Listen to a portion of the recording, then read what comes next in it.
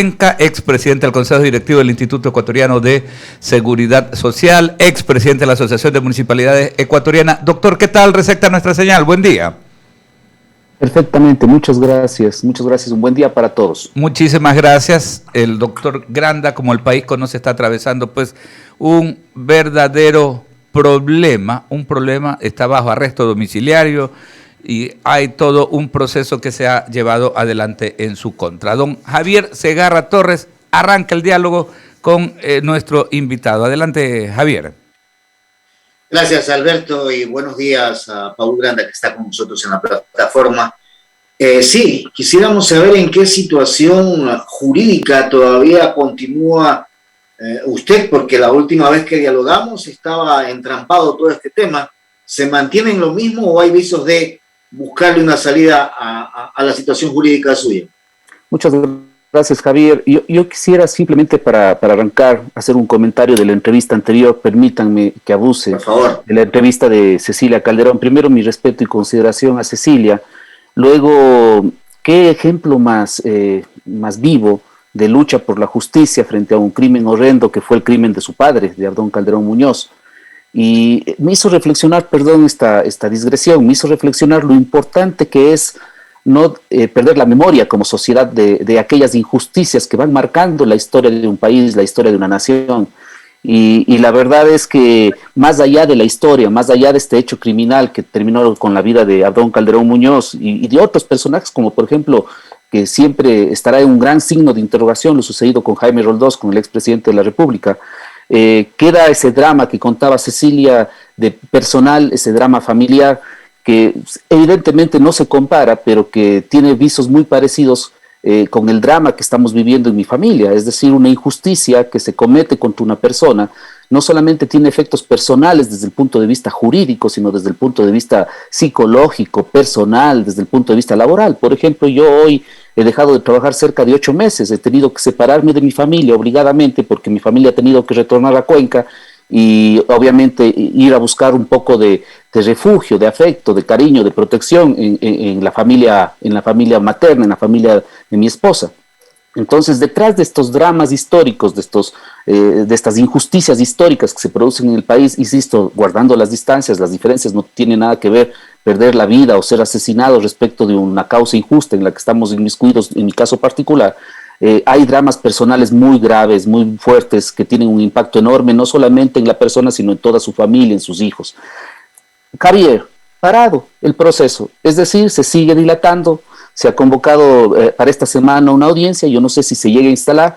La audiencia de inicio de juicio fue convocada ya en 2 ocasiones, fue dilatada lamentablemente la audiencia, se excusó o se le pidió que se excuse a uno de los jueces por tener una relación manifiesta con uno de los abogados de una de las partes, y se sigue dilatando el ejercicio de la justicia. Y lo más grave de todo es que se sigue dilatando el ejercicio de la justicia o cometiendo una injusticia, aunque suene repetitivo, contra una persona que en este caso soy yo, Javier.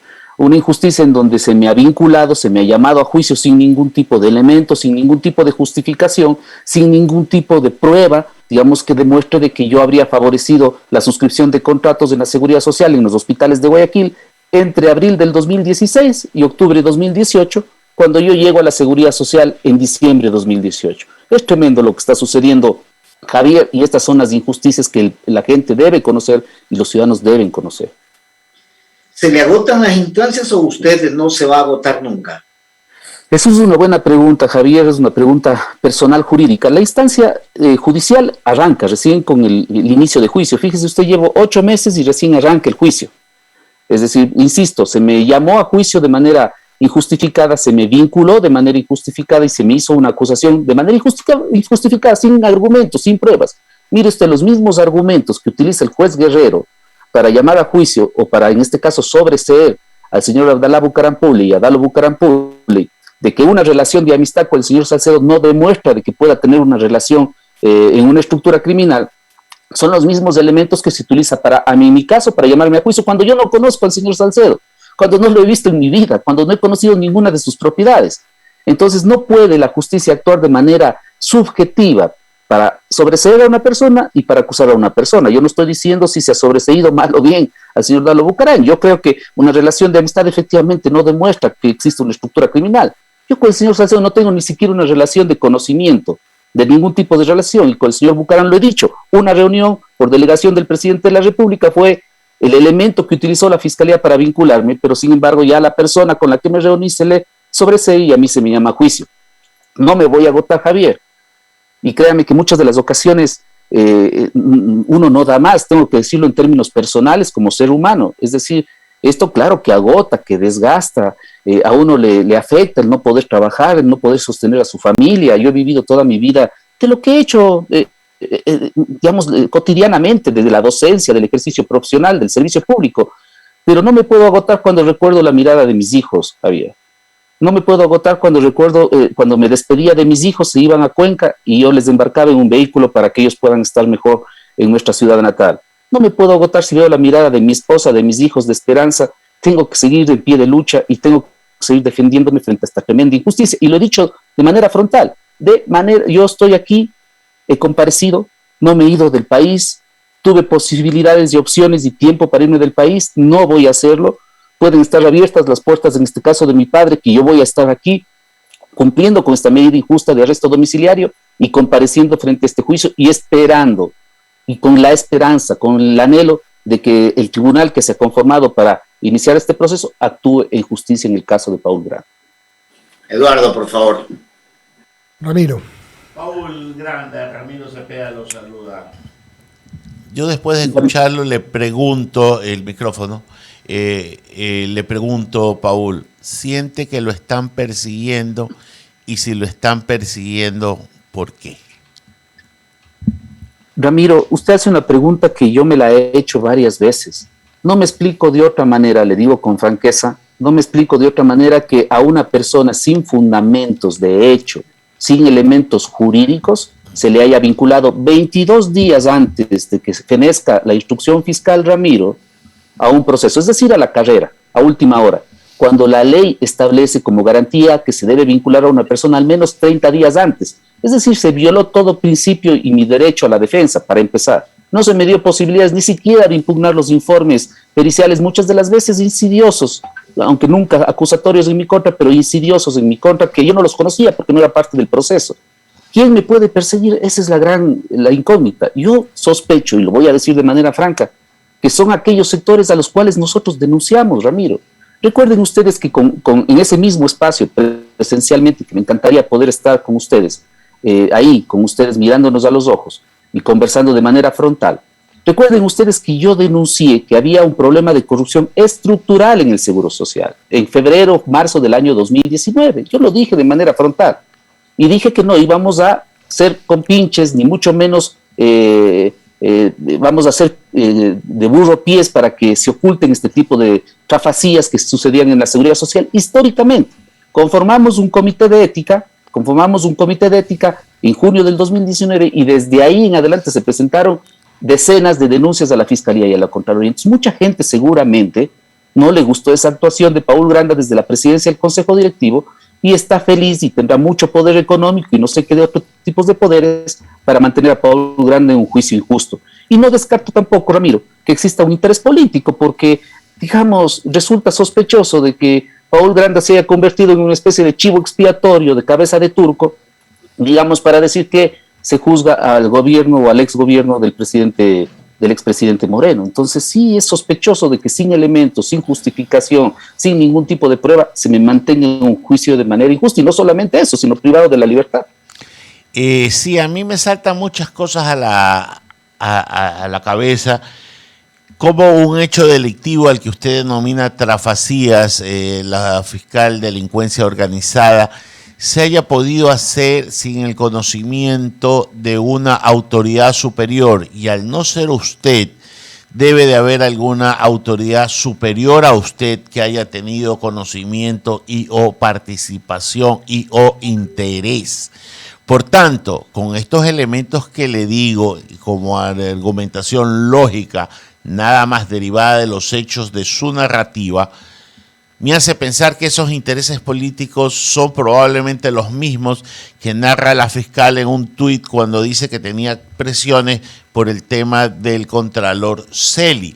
Entonces, con estos antecedentes, ¿usted piensa que hay un superpoder estructural que tiene corroídas las instancias judiciales, que no les interesa tener a inocentes en las cárceles para que paseen los pillos por el país y el mundo? Es probable y los hechos lo demuestran, Ramiro. Mire usted, ¿cómo nos explicamos de que a mí se me acuse de haber favorecido contratos antes de que yo llegue a la Seguridad Social? Es decir, en octubre, que es el último contrato que se firma, del cual es parte de esta investigación, octubre de 2018, digamos, yo ni siquiera soñaba, ni pensaba, ni conocía, no podía yo saber que iba a ser en diciembre de 2018 designado presidente del Consejo Directivo.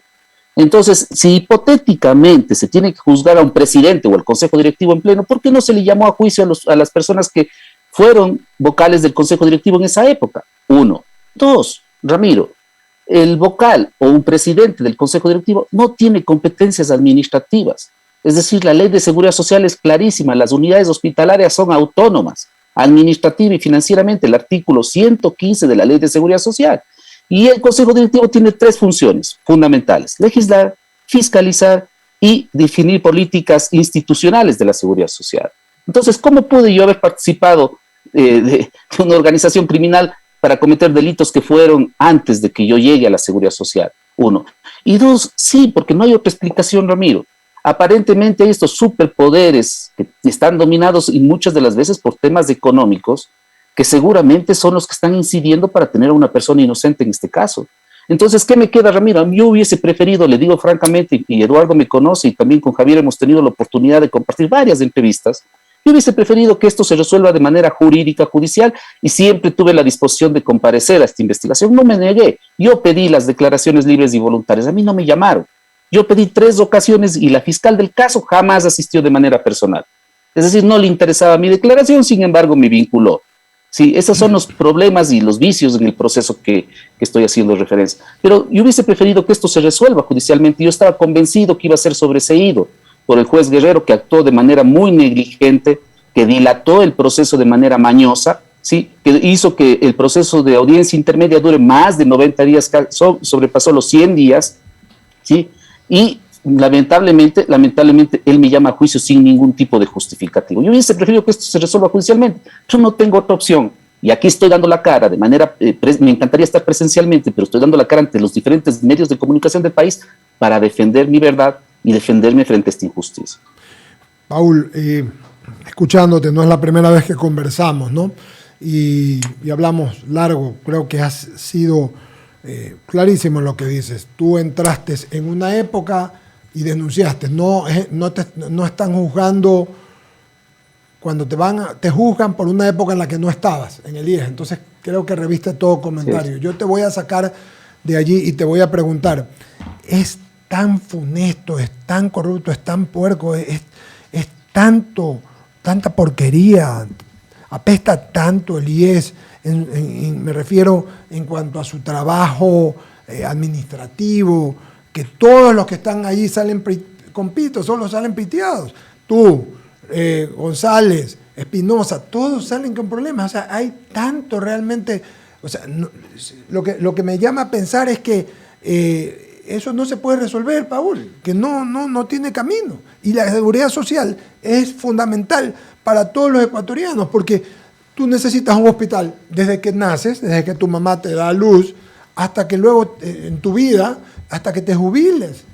Entonces, no veo camino, mi querido amigo. Ahí hemos visto a uno de los vocales de los empresarios diciendo que les queda tanta plata.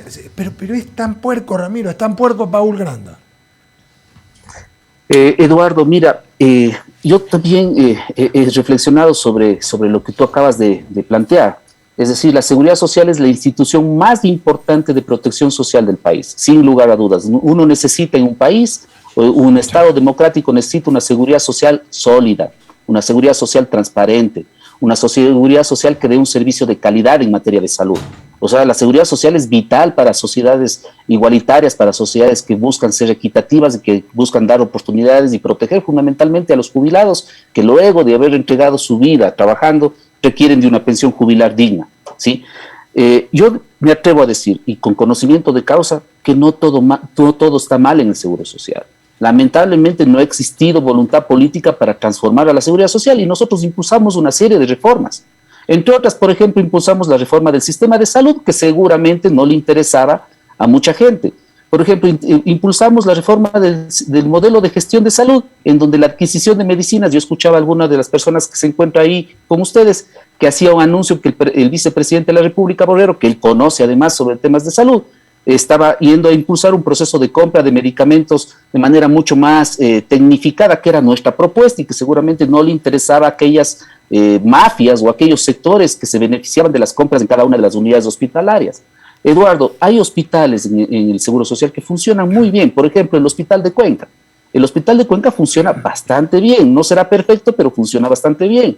El HCAM, el Quito Sur, funciona bastante bien. Pero hay hospitales que lamentablemente, porque no han logrado tener una dirección adecuada, que han tenido este tipo de problemas, como tú dices, en donde efectivamente hay muchas dudas respecto de las labores que se prestan en estos hospitales. Pero se requiere de voluntad política para sacar adelante la seguridad social, para garantizar a los afiliados, para garantizar a los jubilados la sostenibilidad del fondo de pensiones, del fondo de salud. Se requiere de voluntad política. Yo tengo que decirlo de manera abierta. Discutía todas las semanas para que se pague la deuda al Seguro Social del gobierno nacional, ¿sí?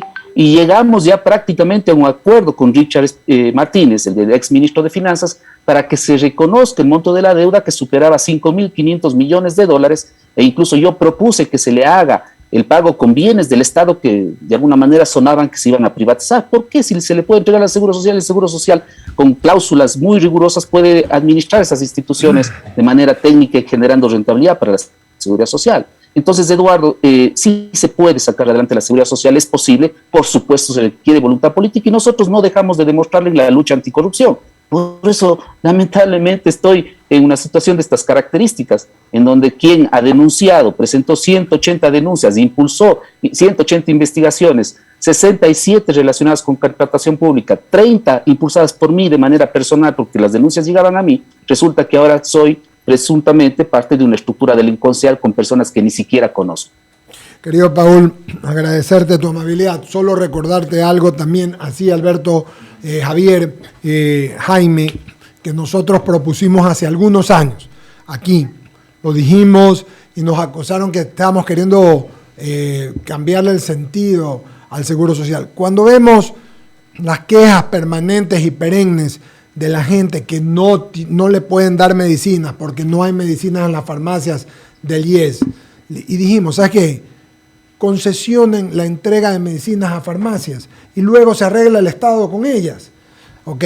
Sí, y justamente lo que se refería el doctor Paul Granda, a quien siempre saludo con la consideración de siempre, es el hecho del anuncio que acaba de hacer el vicepresidente. Alberto, ¿no? Años contigo, sí. Jaime, Javier, ¿cuántos años lo hemos propuesto? Así es, para darle agilidad. Nada más. Claro, lo que están marcando es esto. De aquí hasta septiembre van a estar abastecidas las farmacias. Pero a partir de septiembre, el mes de septiembre, ya va a haber otra opción. Esta es que vayan los afiliados con receta a la farmacia. A cualquier red de las farmacias privadas y luego hacen un cruce Estado. ¿Sabes a quién le quita negocio ahí? A esos que decía Paula, a los que manejan los intermediarios. Y a los bodegueros, pues, exacto. A los que se llevan, venden las... O sea, es lógico. Claro. No se trata de un tema... Nadie está privatizando nada. Exacto. Por favor. Pero ahí vendrán ya... aquí es típico, ¿no? De que salga gente que dirá, no, es que ya están haciendo un negociado con grupos farmacéuticos y lo que hay que hacer, si tienen tanto problema, metan una comisión que haga fiscalización con uno de la asamblea, una veeduría de la asamblea, y va a ver que no hay problema. Sí, por supuesto. Doctor Grande, un fuerte abrazo. Y ahora, muchas gracias. Solo un comentario final. Y ahora es muy fácil, y eso es lo que nosotros estábamos impulsando para implementar en el Seguro Social. Lamentablemente hubo algunas diferencias al interior del gobierno respecto a esta implementación. Es muy fácil rastrear los medicamentos e insumos con los famosos códigos de barras. Es decir, usted puede llegar a rastrear de tal manera que no se le pierde nada y que incluso sabe cuándo esa dosis o cuándo ese medicamento llega al paciente de manera oportuna. Y los mecanismos de control son extremadamente con uso de tecnología de tal manera que le ahorra al Estado mucha plata. Nosotros calculábamos en la Seguridad Social que solo esa medida de adquisición de medicamentos y de distribución, más o menos como ha planteado el vicepresidente Borrero, le ahorraría al Fondo de Salud $300 millones. 300 millones de dólares, y en ese camino estábamos. Lamentablemente no se dio la posibilidad de implementar, no hubo la fuerza política ya de un gobierno que terminara, y esperemos que este gobierno lo logre hacer. Yo solamente para terminar, Eduardo, Javier, Ramiro, Alberto, Jaime, yo quiero agradecerles y quiero pedirles que me ayuden, que me apoyen a que pueda escucharse la verdad, se puede escuchar esta versión de Paul Granda, y que les digo así con franqueza que Dios y sobre todo permita que quienes van a llevar este caso puedan tomar una decisión con objetividad. Yo lo único que quiero es que se haga justicia, que se actúe con objetividad. No se puede destruir la vida de una persona y de su familia, y yo tendré que estar de pie hasta las últimas consecuencias, como no puede ser de otra manera. Reitero, recordando la mirada de mis hijos y de mi esposa, no puedo hacer otra cosa, querido Eduardo, que luchar frente a esta injusticia, y agradecerles a ustedes por esta apertura, y sobre todo que nos ayuden a difundir esta lamentable situación y esta injusticia que se está cometiendo con Paul Granda. Yo agradezco, Eduardo. Creo que la gente tiene derecho a hablar, creo que tiene derecho a expresarse, creo que tiene derecho a dar la cara. Y vamos al proceso, que se demuestre en el proceso, pero que se haga lo antes posible. Claro, como dice el doctor Granda, con objetividad que sea mirado el asunto, ¿no? Un fuerte abrazo, Paul. Un abrazo, Paul. Muchas gracias. Vamos al corte Un buen día comercial. para ustedes.